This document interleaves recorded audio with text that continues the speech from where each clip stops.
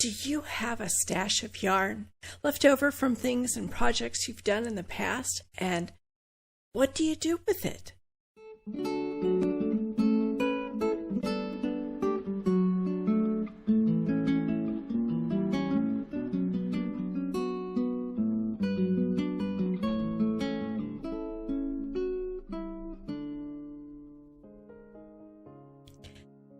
Well, over the years, I've had a lot of yarn leftovers from many projects.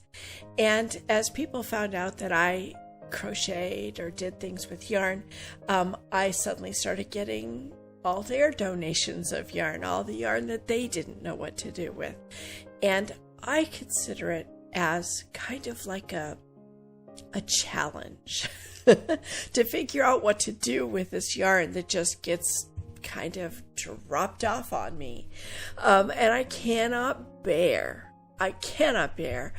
not to turn it into something useful, not to turn it into something beautiful. So I have done a lot of different researches, and I've recently completed another research, and I'll let you in on a secret of mine. I want to have no yarn, none, on the day I die. I want it to all have been made into something. Well, that could be quite a feat. I'll take you on a tour of my yarn stash. But in the meantime, I have made a project that I found that I hoped would at least attack some of that stash. It's a prayer shawl. And it has been made using the pattern of an Afghan that is in a book by Vanna White. Vanna White is the Wheel of Fortune lady who turns over all the letters, if you don't know who she is. And she crochets a lot because she travels a lot, and it's something she can take along with her and do. So she's done these books. So she did a book with an Afghan in it that had all these different colors and different stitches. And I saw it and I thought that would be perfect to get rid of some of my stash. And I would do it as a prayer shawl instead of as an Afghan. So let me take you on the trip down this prayer shawl road. Here's the pattern book that I used. It's Vanna White's Crochet Favorites. I'll have a link to that in the description below, and a size J crochet hook. The pattern that's used in the book is the Ox Bridge Afghan, and you will need 13 skeins of different colors, each a different color, so 13 different colors of worsted weight yarn to make this project. And it's only one skein of each color that you'll need. You can see the stitches in this Afghan are textured, and this drop stitch here is a stitch I've never quite done. It was simple to do from the instructions, but it's a single crochet, a triple crochet that you drop down the third row below, and then a single crochet next to it, and that gave that drop down stitch almost a popcorn feel, kind of a puffy textured feel.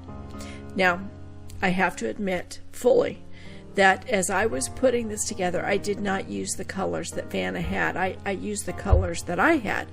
I didn't want to purchase any yarn for this, and that I was not always loving the color that was going right next to the other color.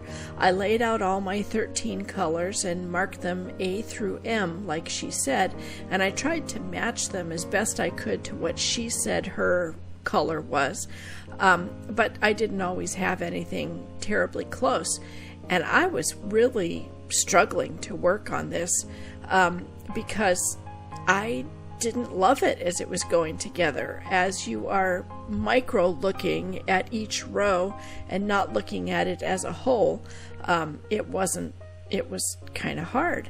So anyway, I really liked those kind of triangle-y stitches. That's what we're making here with a chain 4.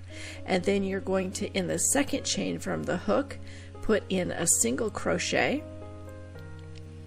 And in the next chain, you're going to put a half double crochet.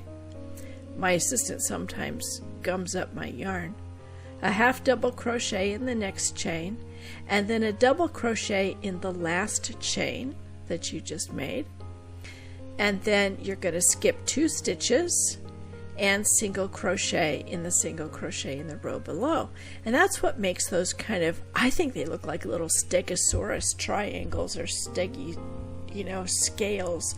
And it was actually very good directions in the pattern on how to do this part. But the fill-in side of that triangle, the opposite side, because I didn't know what you were going to do with these triangles. Were they going to be kind of just lacy and stick out, or were they going to actually become attached? So you'll see in the next row that how we make the back side of that triangle, or the fill-in part of the triangle. And now here's my true confessions. This is my yarn stash. Oh dear, yes, this is it. This is all of it. I brought it all in. I tried to put it all together so that I could confess truthfully all of my stash. Now these 3 bins on the side, those little square bins full of balls, those are skein ends after you finish a project. The back red bin is all worsted weight yarn, and yes, that is full.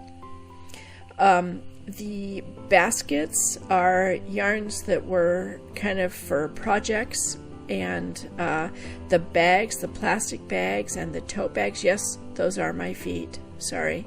The tote bags are groups of yarn that are slated for particular projects. This center bin is all chunky yarn, so it's yarn that's a 5 weight or above.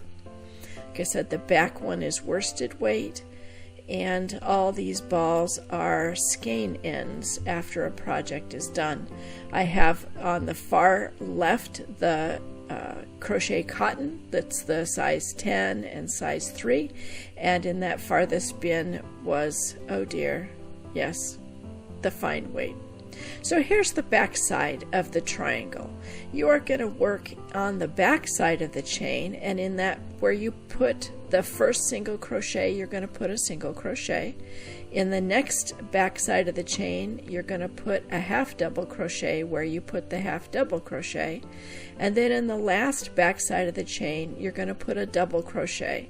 And so you're actually working on the back side of those chains that you made in the previous row.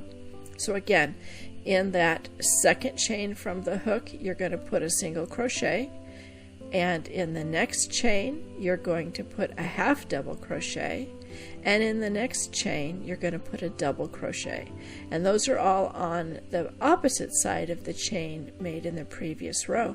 And that does this cool thing where it just fills in the triangles and makes them kind of pop out, makes them a little bit puffy, but it also gives them a little bit of air, kind of an airy space between. It's not fully all fully attached. You can see kind of an openness to it, which I just really like this. I thought, my gosh, you could make a whole afghan or a whole shawl just out of this stitch, and how interesting that would be. So I thought all the different variety of stitches in this afghan, or I'm sorry, it is an afghan, but here's the finished prayer shawl, and I decided to embroider the words faith, hope, love, and joy, one on each corner of this prayer shawl, just because that's kind of what it's about. And I truly felt that this whole prayer shawl project was I wanted it to be very joyful. That's why I wanted all the bright colors and just the variety. That I love this pattern for the variety of stitches, the variety of colors, the texture that is just developed by these stitches. It was really fun. Like I said, it was in the process when you're looking at it microscopically and up close, I wasn't sure I was going to be happy with this. But once I got it done, I got the edging on, and everything seemed to just come together. I'm convinced this was a great work, a great project. It did bust through some of my stash, not all of it, some of it. The stash that you saw in the video that was what was left after this project.